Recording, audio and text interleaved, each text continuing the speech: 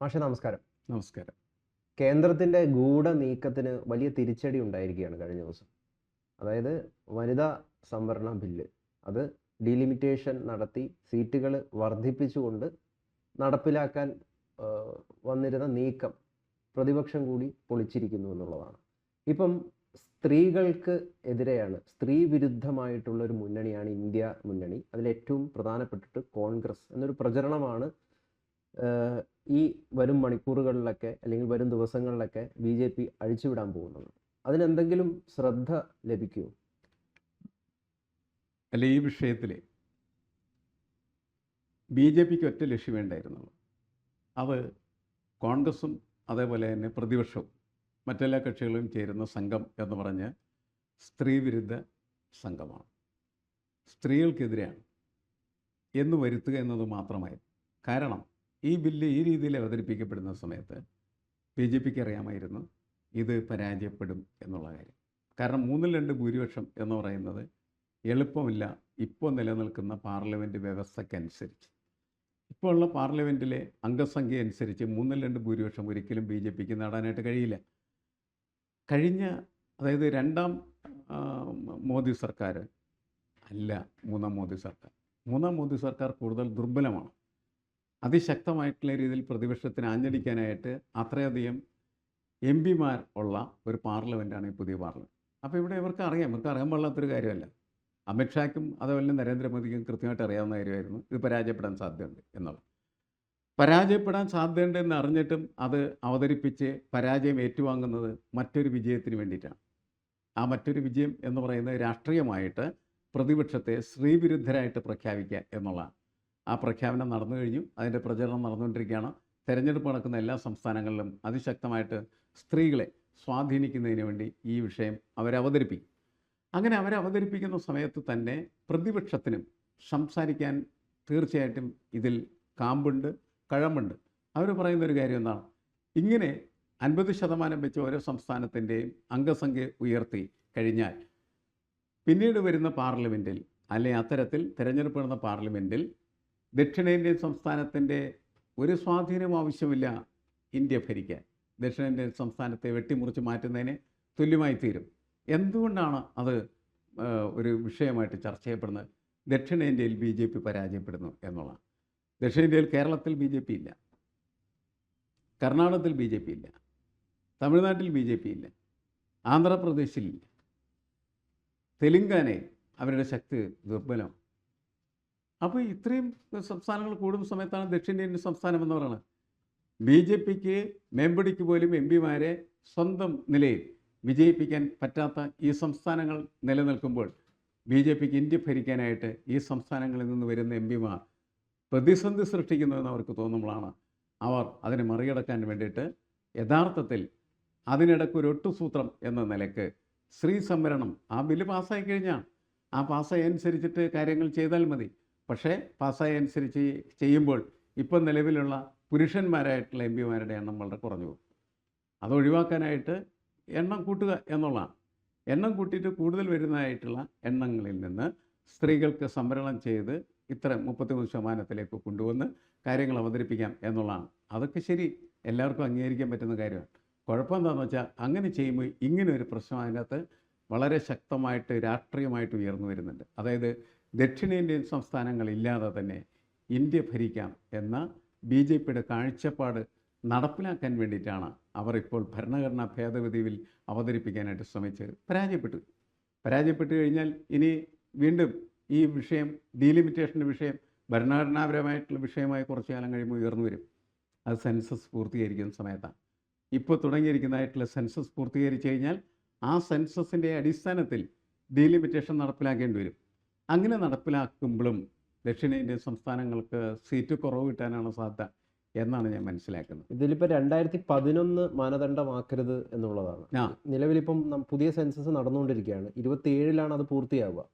അപ്പം ആ ഒരു നിർദ്ദേശം കേന്ദ്രം ഇപ്പം അമിത്ഷായൊക്കെ അനുസരിച്ചു, അത് അങ്ങനെ ചെയ്യാമെന്ന് പറഞ്ഞു. അതോടൊപ്പം തന്നെ കേരളത്തിന് 20-ൽ നിന്ന് 30 ആക്കി തരാം, അല്ലെങ്കിൽ മറ്റ് സംസ്ഥാനങ്ങൾക്ക്, ദക്ഷിണേന്ത്യൻ സംസ്ഥാനങ്ങൾക്കൊക്കെ അങ്ങനെ ആക്കിത്തരാമെന്നും പറഞ്ഞു. പിന്നെ എന്താണ് കുഴപ്പം? അല്ല, കേരളത്തിന് 50% വർദ്ധിപ്പിക്കുന്ന സമയത്ത് യു പിയിൽ 50% വർദ്ധിപ്പിക്കുമ്പോൾ കേരളത്തിനുണ്ടാകുന്ന വർധനവ് എന്ന് പറഞ്ഞാൽ എന്താണ്? 20 സീറ്റ് 30 സീറ്റായിരുന്നു. മറ്റിടത്ത് 80 120 സീറ്റായിട്ട് വരും. അങ്ങനെ വരുമ്പോൾ ആ 3-4 സംസ്ഥാനങ്ങൾ മതി ഇന്ത്യ ഭരിക്കാൻ. അവിടെ മാത്രം ഭൂരിപക്ഷം കിട്ടിയാൽ മതി. നല്ല എണ്ണം അവിടെ നിന്ന് കിട്ടിക്കഴിഞ്ഞാൽ ബാക്കിയുള്ളവർ പറയുന്നതൊന്നും കേൾക്കേണ്ടതില്ല എന്നുള്ള സ്ഥിതി വരും.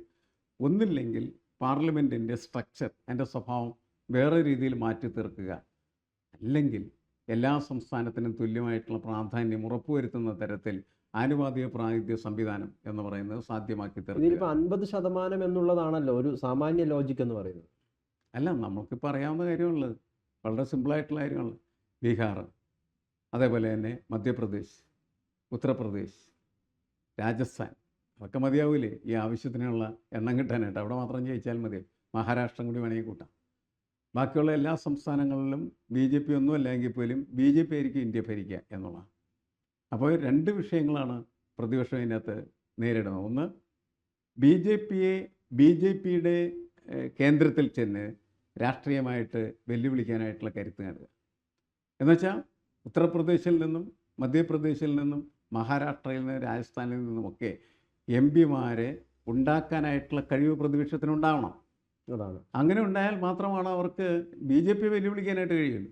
BJPയെ വെല്ലുവിളിക്കാൻ, അതായത് സീറ്റ് വർദ്ധിപ്പിച്ചു കഴിഞ്ഞാൽ BJP എക്കാലവും ഇന്ത്യ ഭരിക്കും എന്ന് പറയുന്ന ഒരു തോന്നൽ ഉണ്ടാകുന്നത് പ്രതിപക്ഷത്തിന്റെ പരാജയമാണ് ശരിക്കും. കാരണം എന്ന് വെച്ചാൽ ഈ ഉത്തർപ്രദേശിലും മധ്യപ്രദേശിലും മഹാരാഷ്ട്രയിലും അതുപോലെ രാജസ്ഥാനിലുമൊക്കെ എന്തുകൊണ്ട് പ്രതിപക്ഷത്തിന് ശക്തി നേടിക്കൂടാ?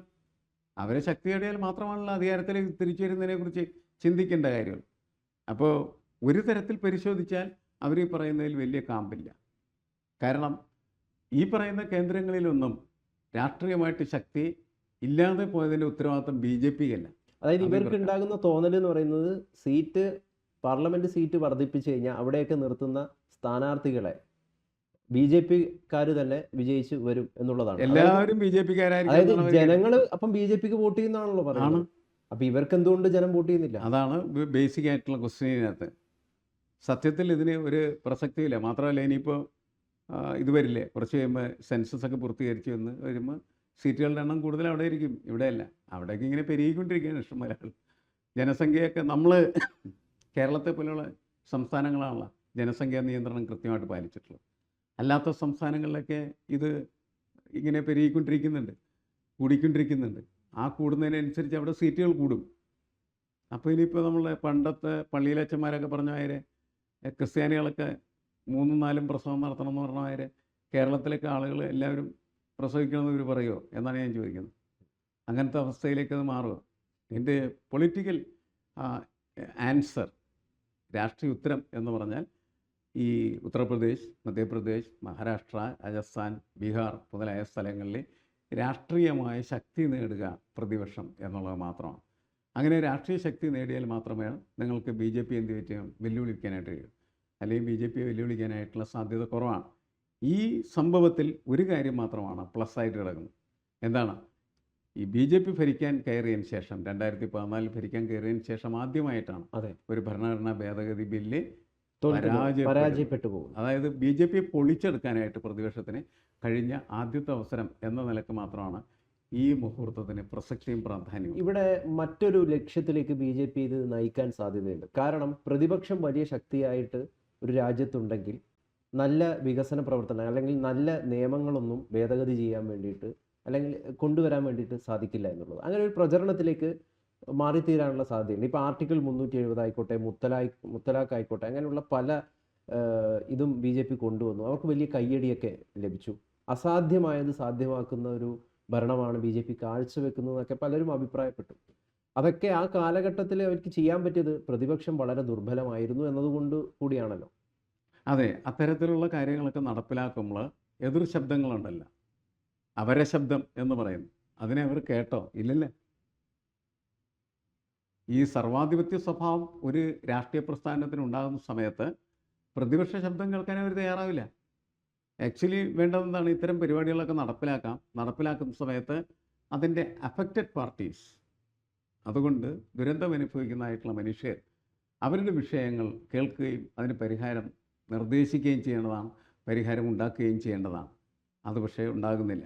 പ്രതിപക്ഷം ശക്തി പ്രാപിച്ചു എന്നുള്ളതിൻ്റെ പേരിൽ ഇത്തരത്തിൽ വരുന്ന എല്ലാ നടപടിക്രമങ്ങളും സമ്പൂർണ്ണമായിട്ട് അവർ എതിർക്കുമെന്ന് കരുതേണ്ടതില്ല. വനിതാ ബില്ല് പാസ്സാക്കിയത് എല്ലാവരും കൂടി ഒരുമിച്ച് ചേർന്നല്ലേ, പ്രതിപക്ഷം ഒറ്റക്കെട്ടായിരുന്നല്ലേ. ഉം. വനിതാ ബില്ലിനെ അകത്ത് ഇവർ എന്താണ് പൂട്ടുകച്ചവടം നടത്താൻ ശ്രമിക്കുമ്പോഴാണ് പ്രശ്നം ഉണ്ടാവുന്നത്. അതാണ് വിഷയം. സത്യസന്ധമായിട്ട് രാഷ്ട്രീയ പ്രശ്നങ്ങളെ സമീപിച്ചാൽ പ്രതിപക്ഷത്തിൻ്റെ കൂടി സഹകരണത്തോടുകൂടി പലതും നടപ്പിലാക്കാനായിട്ട് കഴിയും.